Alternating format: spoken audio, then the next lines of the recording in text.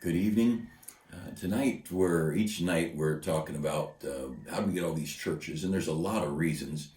Tonight I'm going to talk about the three groups in America. Now, this is not globally, but the three main groups of people that we would say believe in fundamental Bible doctrines.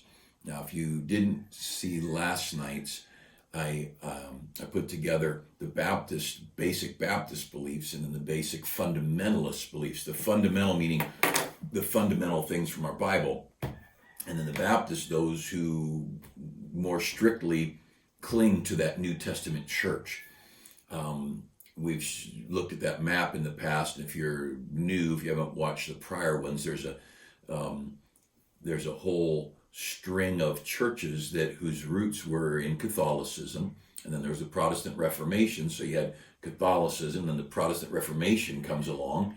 Now you got Catholic churches and Protestant churches. Well, they split off and gave us Methodists, Congregationalists, Episcopalians, Presbyterians, and Lutherans.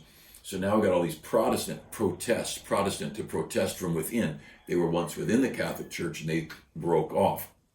Now, God typically perpetuates, if you want to use that word, perpetuates truth through splits. People who pull off and say, we're looking for the truth where it used to be, we've lost it, or they've realized they're in a place that's not teaching the truth and they're pulling off. But usually, people panic over division, but sometimes division needs to be done rather than unity and error. And just because somebody yells it loud doesn't mean it's right. And so, but then we said from the very beginning, there were these churches we call Baptist churches, Baptistic in their beliefs. And we talked about that they were independent, they were missionary minded, soul winning minded, church planted, they were outreach oriented. They believed in two offices, the pastor and the deacons. They only had two ordinances, not sacraments, Lord's Supper and baptism. They believed baptism was a believer's baptism, and they believed it was immersion. And Baptists believed in the infallibility of the Word of God. So now you've got these Baptistic or Baptist churches, and you've got Protestant churches, and you've got Catholic churches. So we're going to pull the Catholic Church out for the moment, and we're coming into the 1600s in America. And if you go back, I don't know how many of our evening posts are still there, but many weeks ago I taught the steps to freedom in America from 1600, when Bible believing, they're called dissenters, and people in England were thrown in jail, and how they, from their message, came to the first place in the world with complete freedom of conscience, freedom of religion, Rhode Island. And how from Rhode Island, the birthplace of liberty, still a big plaque in their town, big banner. I don't know if any of them know it came from a bunch of Bible-believing Baptists and people like them. And the first Jewish synagogue was there, first Jewish synagogue in America, first Catholic church in America, and the first Baptist church in America, because it was the place where people could believe what they want to believe, this wonderful thing of liberty. We had to pry it out with crowbars and jackhammers. Anyway, a lot of the stuff on that, but trying to get at where we're going tonight, and I don't want to belabor this. And again, I'm not giving you, if you want facts and details and you love to study this, ask me, I'll give you more material. But I'm just trying to give people an overview, and this is mainly intended for folks in our church. There are a lot of them home from work, and a lot of them not getting out as much, and so why not learn some things? And doing this is better than watching Gomer Pyle reruns or something, and TV's and the internet's filled with garbage and smut. Why not learn something? And so we've got different things we're doing. But anyhow, so I went through, George Whitefield was an evangelist, and again in that early American era, thousands of people saved, but he came out of the Church of England, the Anglican Church, Congregationalism, and that whole thing. It moved to America under several different names, but George Whitefield was an accepted, robe-wearing, long-haired, long white wig type thing, as was traditional in those days. Great preacher, and won tens of thousands to Christ. One of those people was a man named Shubal Stern, and he was up in the north. He got saved, and then he got studying his Bible, got around some Bible believers, and realized baptism was not the sprinkling that was promoted when he was an infant, and the accepted Protestant churches, all these Protestant churches, all of them that I know of, sprinkle. Now there may be exceptions. Early on, there was immersion even of babies, and they realized, well, we better sprinkle them instead of dipping them underwater. But mainly Protestant churches are going to sprinkle their babies, and they're not going to do a Bible baptism. And so that's one of the main tenets between us. And so Shubal Stern became a passionate Baptist, a passionate Bible believer. He went to the South, to a place where no one would go. They were rough, and they were backwoods, and it was down in the Carolinas, and a place called Sandy Creek. And he went down there and started a church. Within a couple of years, it was running almost 1,000 people, and it was passionate, it was fiery, it was exciting.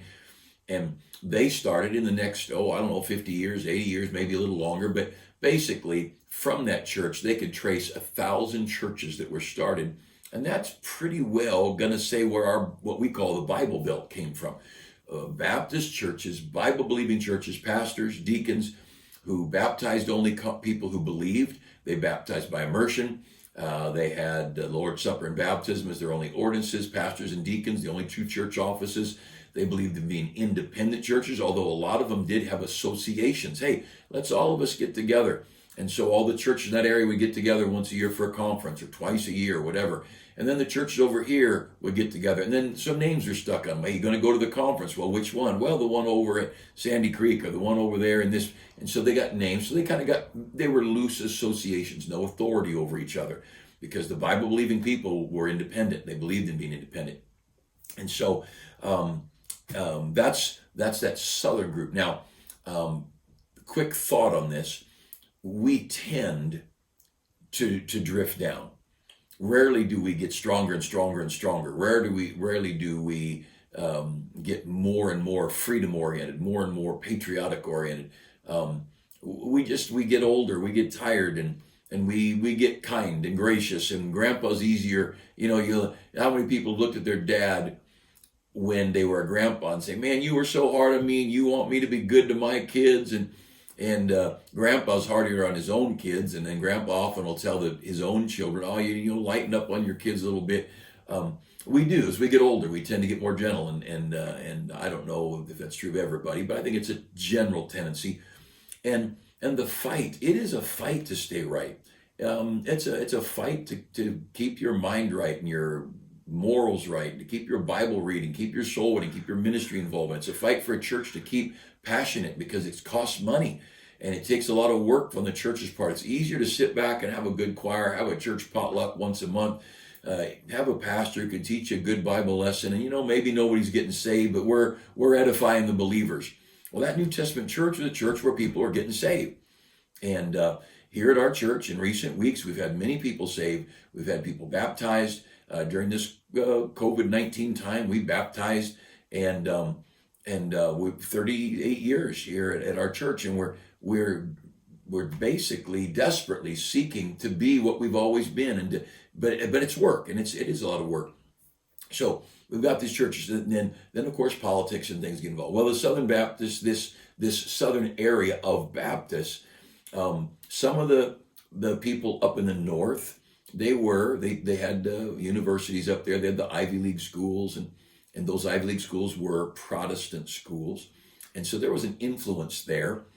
And some of these Baptists wanted to send their young men to be trained to be in the ministry. Well, the only schools, these Southerners, they hardly learned to read, but they knew how to preach and go soul winning and build churches. They'd send their kids up there and maybe get, and some of them were kicked out. Some were told that we don't want your Baptist trash in our school. That happened in the 1600s. And they didn't want a bunch of loser Baptists in their Protestant schools. But basically, because of the influx of formalism, there was a divide among Baptists.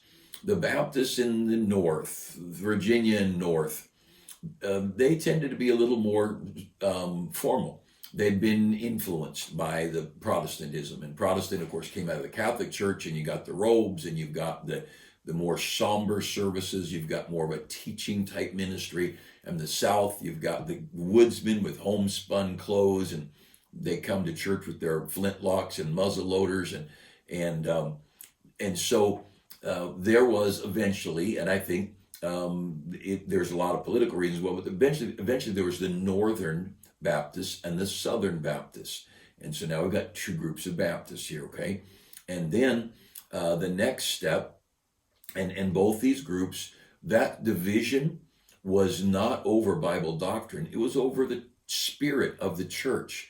And these wanted a little bit more of a formal church. The North tended to have committee-run churches. The South tended to be the preacher oversaw things and folks got the job done. You didn't need 6 people meeting twice a week to put flowers on the communion table. You just said, Miss Jones, can you make sure we got flowers on the communion table? Well, the North tended to have committees. When our pastor, Brother Howes, took over First Baptist Church in Hammond, he'll tell you that he was from the South. He's from Texas. And he went up there and he said there were like 30 committees. There was committees for everything.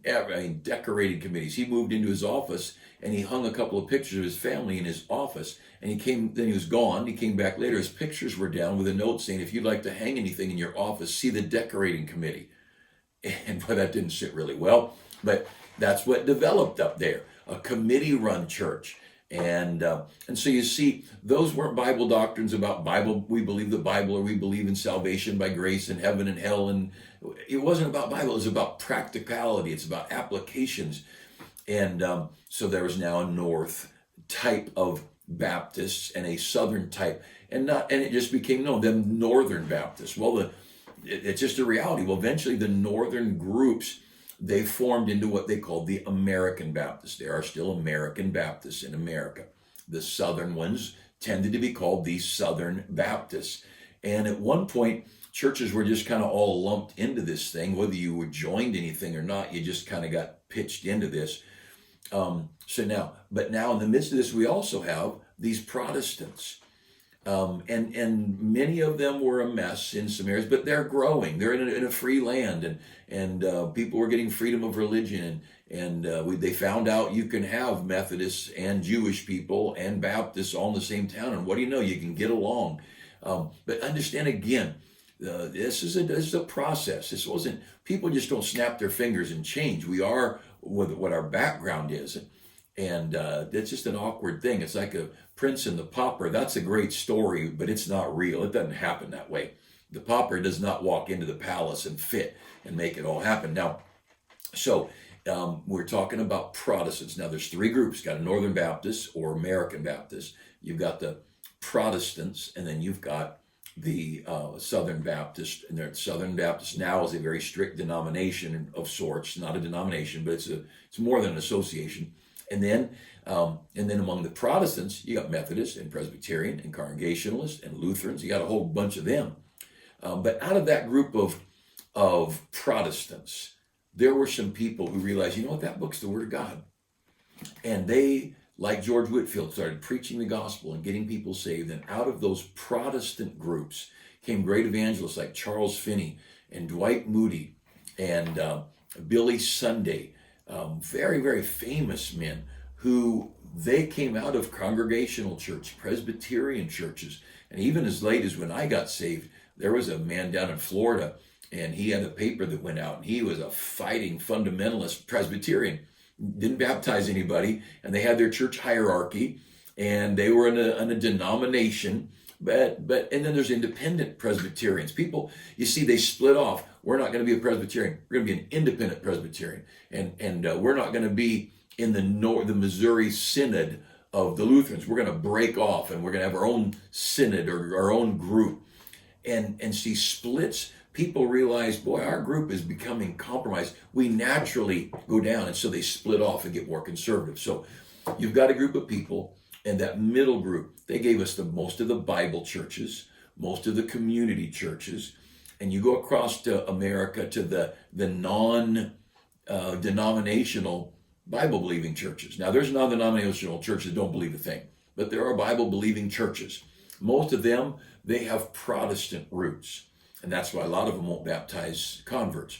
Some of them will, because they've been influenced by the Northern Baptists or by the Southern Baptists. Now, up in the North, they started getting compromised, and so a group called the General Association of Regular Baptists split off. They called them GARB, G-A-R-B, General Association of Regular. They're regular Baptists. We are the regular old-fashioned Baptists, but they're from the Northern Baptists. They tend to be a little more formal still, but they kicked it back to the old-fashioned, let's go soul winning, let's build churches, let's send money to missionaries and that kind of thing.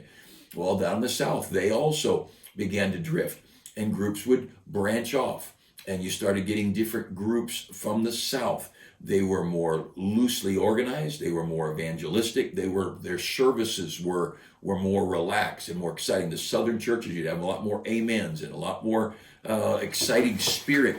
And so in the North, you've got these Baptists who are splitting off. A while later, from the American Baptists, you got the conservative Baptists. So now we got the conservative. They said, you know what? This American Baptists are getting where they don't believe the Bible. So a split happened, and they became the conservative Baptists. So you've got the conservative Baptists split off. Then you've got the GARB, G-A-R-B, and they'll call them G-A-R-B, where a G-A-R-B, like the African Methodist Episcopal Church, they've got real names, sometimes long names. And they'll split off. And so those people up there, they kept splitting to keep fundamental, to keep the Bible as a part of things. So now you've got this group up here, the Northern Baptists, a little more formal. They're not a lot of shouting amen and type people. There's some, but and again, we're just talking about, the way you sing. Do you have a pipe organ? Or do you let a guitar and a banjo be in the service now and then? And of course, that's going to be the more Southern trend. And so, and again, among each of these groups, you got people who don't believe the Bible. You got people who've given up on right and wrong, and people who are not going to preach on standards and separation and holy living.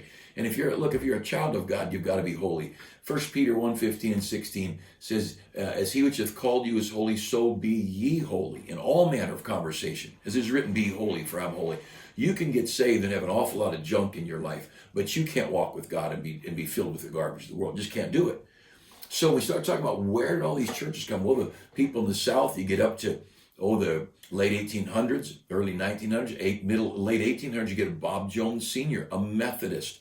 And boy, Bob Jones, by the time he was 13, he was preaching.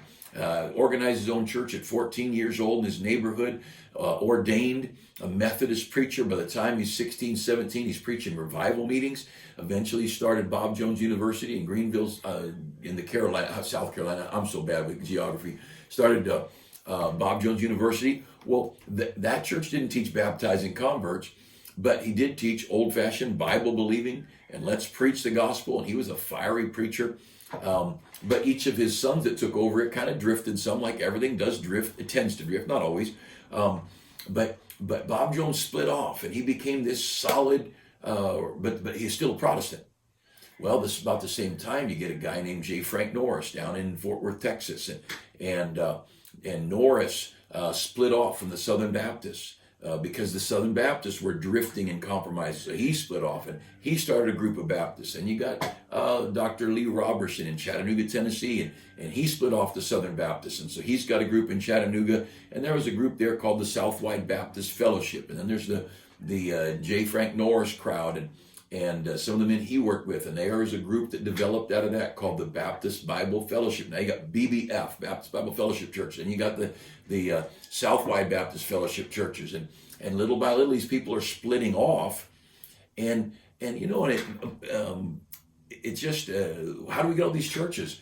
Because some people are really trying to do right, and I'm not saying that I'm not saying one's bad and one's good. I'm just saying we're trying to do the right thing an awful. Now some people are obviously trying to do the wrong thing, but across the country there are great churches. And some of them have Protestant roots, some of them have Northern or American Baptist roots, and some of them have Southern Baptist roots. I got saved and went to a Baptist college. My pastor went to Biola, Bible Institute of Los Angeles. Biola was a Bible institute that was an offshoot of Moody and Dwight Moody Bible Institute, and Dwight Moody, which was basically a Bible church, a Protestant-rooted thing. Moody was Congregationalist. Well, my pastor learned soul winning and learned to be passionate for missions, and he went to Northern California, and he started an independent Baptist church. And so, he moved off, and he became built a huge church up there. And then I went from there. I went to college there for a while. Then I went back under the ministry of Dr. Jack Hiles, who in Texas, as a Southern Baptist, they started telling him to quit preaching on sin. They said, you can preach on sin, but don't name sin. You can preach, let's be holy, but don't say quit your smoking, drinking, and cussing and beating your wife or whatever. He said, you're not telling me what to preach. And so he became another offshoot of independent Baptists. And so I got trained early days with Pastor Blue, and then under the ministry of Dr. Hiles, and then I'm back here in California. And so how do we go to these churches? In most cases, there's some really good people who are really trying to do right, who started splitting off to keep the truth. Proverbs says, buy the truth and sell it not. You know what that means? That means you don't, if you're going to buy it, it means you don't have it. That means it slipped away. It means you got to go back and grab it. Several times in the epistles, Paul says, stir up the gift that's in you. Don't forget it. Don't forget where it came from. And so kind of wrapping things up tonight with how do we get all these churches? And when I talk about these are fundamental values, we're talking about Northern Baptist fundamentalists. We're talking about Protestant fundamentalists. And of course, there were Protestants who didn't believe the Bible and didn't preach salvation. That all happened. But among the Protestants, that's where we got our Bible churches. It's scattered across America, IFCA. There's all kinds of groups of Bible churches and Bible preaching and wonderful people. And then there's the more so. And so you see the personalities. Well, this group's a little bit more like their Protestant fathers. And this group's more like their American Baptist, Northern Baptist, a little more formal. And then the Southern group, a little more relaxed, a little more passionate, maybe a little bit more soul winning and more preaching. You'll find the preaching from the Southern churches tends to be a little bit more passionate. And then you got the influence of millions of former slaves, the black culture down the South, them getting saved and their passion influencing the Southern, not Southern Baptists as a denomination, but the Southern groups of churches. And so, my pastor, he said he would never have made it to where he was had he not been involved in a black Baptist church in Texas. And so it's who we are, sincerely seeking to follow God. And we got all these great people. Now, in every group, there are those that just tend to drift. And they grow cold, like the Laodicean church. When you were hot or cold, when you're lukewarm. And so we have all these different churches. We've been influenced by a lot of things. Can't change where you came from. And there are people who don't like amening going on in church. And I'm from the influence. I like amens. I preached one time, I'll just close with this, but I preached in a very good church. And our church is happy. And you'll get amens and on occasion somebody clapping or whatever. And people are excited. And I preached at a large church out of town and far away. And boy, people just sat there stone-faced, not a comment. No one whispered, no one elbowed, nobody waved a, hey, that's good stuff kind of thing. And, we go to ball games and wave our hands, hey, and we get excited there. Why can't we get excited about Jesus? But anyway, that's that Southern influence. And it was more influenced by the Northern Baptists. And I preached, and I thought, oh man, nobody's liking what I'm saying. And I thought, I'll just preach a sermon and leave because nothing's gonna happen in this service. It was a large church, big congregation, and I closed in prayer, and the pastor came, gave the invitation, and people just poured down the aisles, and what a responsive church. And they were very responsive, and they were getting people saved every month. They baptized once a month at that church, but every month they're baptizing converts faithfully for decades. And just different.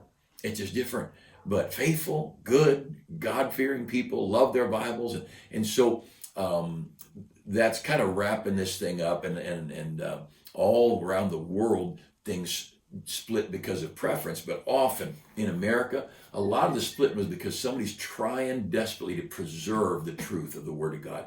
And that's what we want to do with our lives. Best is God to give us grace to do. Let's stay with the truth and love people, love God. Let's witness. Let's start churches. Let's start more churches. We've started a bunch of churches. Let's start some more.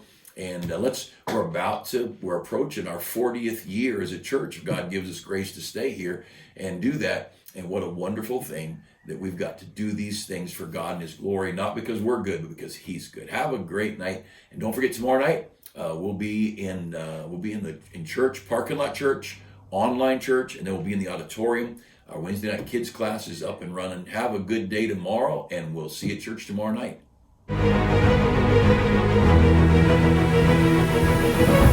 This evening, I'm reading a story of another a little bit of Baptist history surrounding this day, June 9th, and again, back some years in history.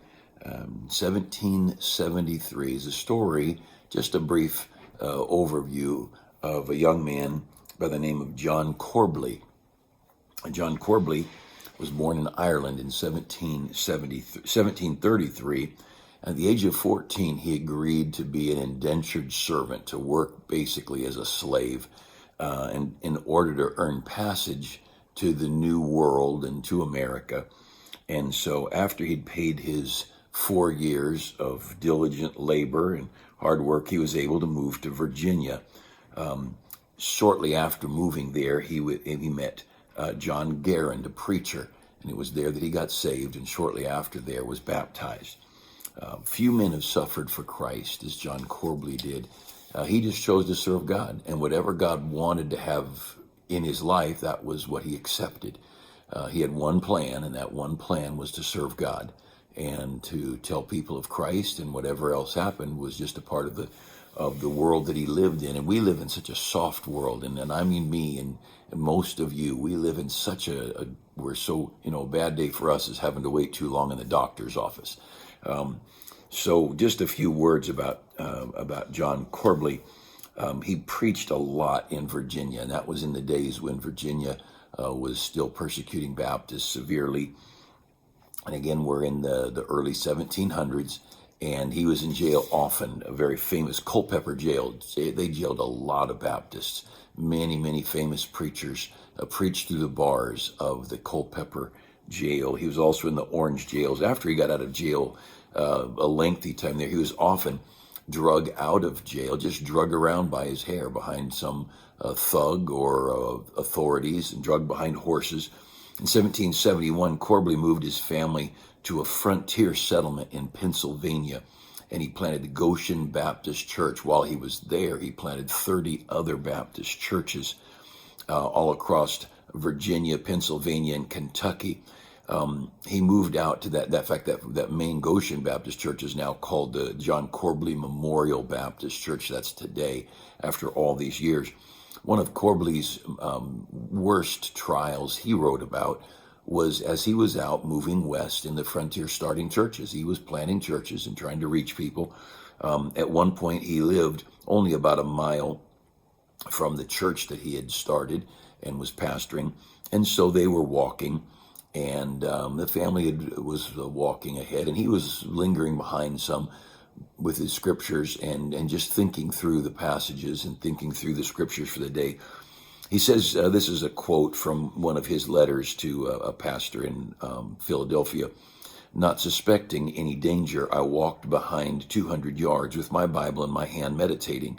As I was thus employed, all of a sudden, I was greatly alarmed by the shocks and cries of my family. I immediately ran with all speed I could, vainly hunting a club as I ran," pacifist that he was. A very dangerous place they pastored and lived. "I ran till I got within 40 yards of them, and my wife, seeing me, cried for me to escape. An Indian ran up to shoot me, and I had to strip by doing so, outran him. My wife had a sucking child in her arms. This little infant was killed and scalped. They then struck my wife several times, but not getting her down, the Indian who aimed to shoot me ran toward her and shot her through the body and scalped her. My little boy, an only son about 6 years old, they sunk a hatchet into his brains, thus dispatched him, and a daughter besides the infant they also killed and scalped." Corbley goes on to describe the scalping of 2 other daughters who survived, and he relates the difficulty he was having with their physical and emotional problems in that vicious attack. Well, I understand some of them physical and emotional problems. They were scalped, but they lived. I think that would be called trauma. Corbley goes on and describes more. He concludes by saying, "Amidst it all, For what purpose Jehovah only knows. I was redeemed from surrounding death. Oh, may I spend my life to the praise and glory of his grace, who worketh all things after the counsel of his own will. The government of this world and the church is in his hands. May it be taught the important lesson of acquiescing in all of his dispensations. On this day, June 9th, 1803, John Corbley died, and on his tombstone he had these words written: Death, thou hast conquered me. I by thy dart am slain, but Jesus Christ shall conquer thee, and I shall raise again. And here's a man who said serving God meant more to him than anything else in all the world. And whatever price there was paid, it was irrelevant. Heaven would take care of the evening, the accounts, and more. So let's remember some great people who paid a great price to serve their God.